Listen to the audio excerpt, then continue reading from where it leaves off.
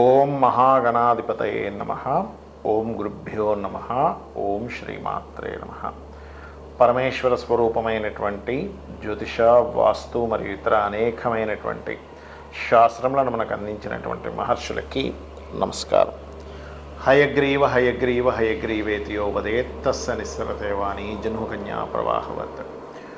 అరుణాం కరుణాతరంగితాక్షీం ధృతపాశాంకుశపుష్పబాణచాపాం అనిమాదిభిరావృతాం మయూకైః అహమిత్యేవ విభావయే భవానీం. శ్రీమాత్రే నమః. ప్రేక్షకులకి ఆ లలితాంబిక అమ్మవారి యొక్క అనుగ్రహం పరిపూర్ణంగా కలగాలని మనస్ఫూర్తి కోరుకుంటూ మనం ఈరోజు చూడండి, మనం బయట సొసైటీలో కనుక చూసినట్లయితే ఎవరో ఏదో బ్లాక్ మ్యాజిక్ చేశారని, లేకపోతే ఏదో గాలి సోకిందని, దిష్టి బాగా తగులుతుందని, శత్రువులు ఏదో వీళ్ళ మీద ఏదో ప్రయోగం చేశారని, ఇట్లాంటివి మనం చాలా చూస్తూ ఉంటాం. అసలు అందులో ఎంతవరకు నిజం ఉంది? ఇక్కడ పాయింట్ బై పాయింట్గా చూసుకుంటే, అంటే ఒక్కొక్క లగ్నానికి అసలు ఏ గ్రహ దశ వల్ల, ఏ కాంబినేషన్స్ వల్ల అలాంటివి ఏర్పడతాయి. ఇక్కడ పాయింట్ నెంబర్ 1 ఏంటంటే అసలు సిమ్టమ్స్ ఏమిటి, అదేవిధంగా దీని మీద మోసాలు ఎలా జరుగుతున్నాయి, అలాగే భ్రమలు ఉంటాయి కొంతమందికి.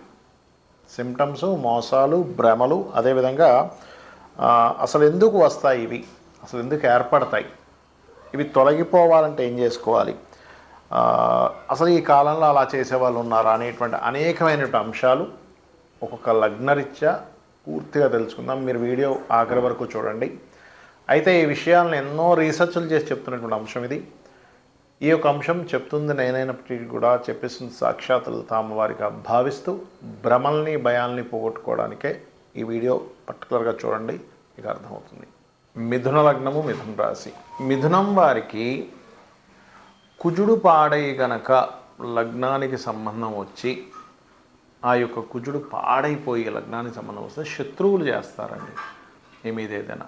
లేదా ఒక్కొక్కసారి ఏమవుతుందంటే శత్రువులు చేయకుండా సమ్టైమ్స్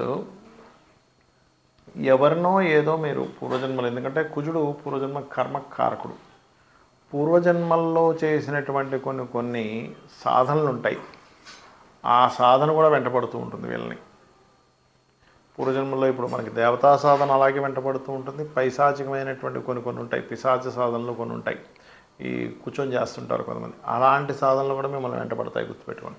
అంటే పూర్వజన్మల్లో చేసి వదిలేసాం, అయిపోయింది, అక్కడికి జన్మ అయిపోయింది, అది కూడా కనెక్ట్ అవుతూ ఉంటుంది. అప్పుడు కుజుడు పాడే లగ్నాన్ని కానీ, పంచమ స్థానాన్ని కానీ ఇలా కనెక్టివిటీ ఉన్నప్పుడు ఏంటంటే ఇది ఒక్కొక్కసారి ఆ రూపంలో రాకుండా శత్రువుల రూపంలో వస్తూ ఉంటుంది. అలాంటప్పుడు కందులు దానంగా ఇవ్వడం, హనుమాన్ చాలీసా ఎక్కువగా చేసుకోవడం, కందుని యొక్క ఆరాధన చేయడం, మీకు ఖచ్చితంగా దాని నుంచి బయటపడగలుగుతారు. ఇదే మిథున లగ్నానికి ఒకవేళ రవి పాడయ్యాడు అనుకోండి. రవి పాడైనప్పుడు ఏమవుతుందంటే, చాలామందిని గమనించండి, ఏదో ఇలా బయటికి వెళ్ళి వచ్చానండి, వెంటనే నాకు సంథింగ్ మొత్తం డిస్టర్బ్ అయిపోయినట్టు ఉంటాడు. అంటే మిథునం వారికి రవి గనక పాడైతే తొందరగా వాళ్ళకి ఎఫెక్ట్ వస్తుంది. షార్ట్ జర్నీస్లో ఎఫెక్ట్ వస్తూ ఉంటుంది. అలాంటప్పుడు దుర్గానామాన్ని ఎక్కువగా స్మరించడం, సూర్య నమస్కారాలు ఎక్కువగా చేసుకోవడం మంచి ఫలితాలు ఇస్తుంది. అందులో పర్టికులర్గా మీకు ఏ గ్రహం పాడైతే ఆ రోజుల్లో ఎఫెక్ట్ ఎక్కువగా వస్తుంటుంది, గుర్తుపెట్టుకోండి. కుజుడు పాడయ్యాడు మంగళవారాలు, రవి పాడయ్యాడు ఆదివారాలు, అలా కాకుండా చంద్రుడు పాడయ్యాడు సోమవారాలు. అంటే మీరు అబ్జర్వ్ చేయొచ్చు, సోమవారాలు నాకు డల్గా ఉందంటే ఎక్కడో మా గ్రహంలో ఆ యొక్క గ్రహం, అంటే ఆ వారానికి సంబంధించిన గ్రహాధిపతి పాడయ్యాడు అనేటువంటిది మీరు అర్థం చేసుకోవాలి. అలాగే మరొక విషయం ఏంటంటే, ఇక్కడ ఈ యొక్క మిథునానికి ప్రధానంగా ఇక్కడ మనం ఇందాక చెప్పుకున్నట్టుగా కుజుడితో పాటు శని ఎంత భాగ్యాధిపతి అయినా అష్టమాధిపతి కూడా అవుతాడు, గుర్తుపెట్టుకోండి.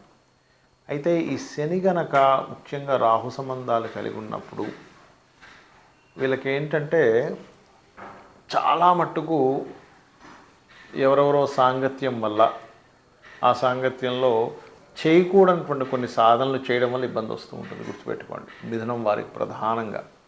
అయితే వీళ్ళకి ఇదే శని కనుక బాగున్నాడు అనుకోండి, కొన్ని గొప్ప సాధనలు కూడా చేస్తారు, అందులో ఎటువంటి సందేహం లేదు. మంచి సాధనలు చేసి ఒక మంచి స్టేజ్కి వెళ్తారు. బట్ ఇక్కడ డిపెండ్ ఆన్ సాటర్న్ చాలా పెద్ద పాత్రను పోషిస్తూ ఉంటుంది. అలాగే మిథునం వరకు ఒకవేళ బుధుడు పాడయ్యాడు, అప్పుడు ఏమవుతుంటుందంటే మీరు కొన్నిసార్లు చూడండి, మనం కొన్ని పొలాలు కావచ్చు, తోటలు కావచ్చు, తీసుకున్నప్పుడు దాని పక్కనే కొన్ని శ్మశానాలు అవి కూడా ఉంటుంటాయి. ఒక్కోసారి తెలియక అలాంటివి తీసేసుకోవడము, లేకపోతే గతంలో అంతకుముందు అక్కడ గ్రేవ్ యార్డ్ ఉండేదండి, తెలియక మనం ఆ భూమి కొనుక్కున్నాం అంటుంటారు. ఇటువంటి వాటి వల్ల వస్తుంటుంది బుధుడు కనుక పాడై. దాని మీద కమర్షియల్ కాంప్లెక్స్ కట్టేస్తారు కొంతమంది. చూడ్డానికి మాత్రం బయటికి నేను కమర్షియల్ కాంప్లెక్స్ తీసుకున్నాను చాలా బాగుందండి, కానీ వాళ్ళ జన్మజాతకంలో బుధుడు స్పాయిల్ అయ్యి మిథున లగ్నాన్ని కానీ స్పాయిల్ అయితే వాళ్ళు తీసుకునేటువంటి బిజినెస్ సెంటర్ కావచ్చు, కమర్షియల్ కాంప్లెక్స్ కావచ్చు, వాటి రూపంలో గతంలో అక్కడ నిర్మాణం బాగోకపోవడం వల్ల వచ్చే ఇబ్బందులు వస్తుంటాయి. అయితే మీరు మీ లైఫ్లో ఎటువంటి నెగిటివ్ ఎఫెక్ట్స్ కలగకుండా ఉండాలి అంటే మాత్రం మీరు చేయవలసినటువంటిది ఎక్కువగా శ్రీమాత్రే నమః అని నామస్మరణ చేయండి, అన్ని విధాలు బాగుంటుంది. కుంభలగ్నము, కుంభరాశి. కుంభం వారికి అందరికీ ఒక ఎత్తైతే కుంభం వారు ముఖ్యంగా ఏదైనా మట్టడం వల్ల జరుగుతుంటాయండి శని దశల్లో. అంటే మనం చూస్తుంటాం, చూసారు ఎక్కడో రోడ్డు మీద ఏదో వేశారండి, దాన్ని వెళ్ళి తొక్కాము అందుకే అక్కడి నుంచి అని. అది ఎప్పుడు జరుగుతుంది? అందరికీ జరగదు. మళ్ళీ అది మీ లగ్నాధిపతి వీక్గా ఉండి మీ రవి గనక స్పాయిల్ అయితే అప్పుడు ఏదో తొక్కేసి వచ్చాడండి అందుకే ఇలా పిచ్చి పిచ్చిగా ప్రవర్తిస్తున్నాడు అంటుంటారు. అలాంటప్పుడు చిన్న దిష్టి తీసుకుంటే పోతుంది కూడా అది. కాకపోతే ఎందుకు కుంభలగ్నం వారికి అంటే లగ్నాధిపతి వ్యయాధిపతి ఒక్కడే, అంటే పాదాలకి కారకుడు శని అవుతాడు ముఖ్యంగా వీళ్ళకి కుంభలగ్నం వారికి. అలాంటప్పుడు శని స్పాయిల్ అయ్యాడు, ఆ మహాదశ లేదా అంతర్దశ నడుస్తుంది, తెలియని ఒక భ్రమలు. సర్వసాధారణంగా ఇట్లాంటి జరిగినప్పుడు ఏమవుతుందంటే నిద్ర పట్టదు, తొందరగా నిద్ర పట్టదు.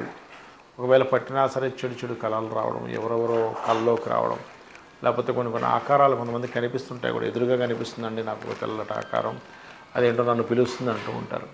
దాని అర్థం ఏమిటంటే ఒకటి ఇక్కడ రెండు విషయాలు అర్థం చేసుకోవాలి. ఒకటి మీ పితృదేవతలు అంటే మీ పూర్వీకుల్లో ఎవరైనా వచ్చి మీకు వాళ్ళకి చేయమని చెప్పడం. రెండవది మీరు భ్రమపడడం కూడా ఉంటుంది. ఎప్పుడో జరుగుతుందండి భ్రమ అనేది. దీన్ని ఎలా గుర్తించాలి అంటే మీకు ఇది భ్రమ నిజమా అనడానికి దేవతా సంబంధించిన కార్యక్రమాలు నార్మల్గా చేసుకుంటూనే ఉంటారు, దానిలో ఎక్కడ కూడా తేడా రాదు మీకు. భ్రమ అనుకోండి మధ్యలో ఉలిక్కిపడ్డాలు ఇట్లాంటివి ఉండవు, కానీ భ్రమ కాకుండా నిజంగా ఏదైనా మీకు వచ్చింది, ఏదో తొక్కడం వల్ల వచ్చిందంటే మధ్యలో ఉలిక్కిపడ్డాలు ఇట్లాంటివి జరుగుతూ ఉంటాయి. అయితే మీకు ప్రధానంగా పంచమాధిపతి బుధుడవుతాడు కాబట్టి ఓం నమో నారాయణాయ అనే మంత్రం మీ బుధగ్రహం కనుక బాగున్నట్లయితే ఆ ఒక్క మంత్రం చాలు, మీకు అన్నీ కూడా క్లియర్ అవ్వడం జరుగుతూ ఉంటుంది. అదేవిధంగా కొంతమంది చూడండి ఆస్తుల కోసం ఇబ్బంది పెడుతూ ఉంటారు కొంతమందిని. అది ఎప్పుడు జరుగుతుంది అంటే శుక్ర కుజ రెండు గ్రహాలు కనుక పాడై జన్మజాతకంలో ఆ మహాదశలు అంతర్దశలు నడిచేటప్పుడు ఈ ఆస్తుల మూలంగా మీరు ఆస్తిని పొందితే వాళ్ళకి తగ్గుతుందనేటువంటి భావంతో కొంతమంది అన్నదమ్ముల మీద కూడా అన్నదమ్ములకి కొన్ని ప్రయోగాలు చేసుకుంటూ ఉంటారు. అలాంటప్పుడు పర్టికులర్గా మీరు లక్ష్మీ నరసింహస్వామి యొక్క స్తోత్ర పఠనం కనుక చేయడము, లేదా వారాహి అమ్మవారి యొక్క స్తోత్రం. ఎందుకంటే చాలామందికి తెలియని విషయం ఏంటంటే ఇలాంటివి జరిగినప్పుడు ఏదో చేసేసుకోవాలనుకుంటారు, అలా కాదు. జస్ట్ నామం, స్తోత్రం, ఏదైనా మంచి గురువు గారి దగ్గర ఏదైనా అమ్మవారికి సంబంధించిన బీజాక్షరాలకు సంబంధించిన ఏదైనా మంత్రం లేదా లలిత చేసుకున్నా సరిపోతుంది.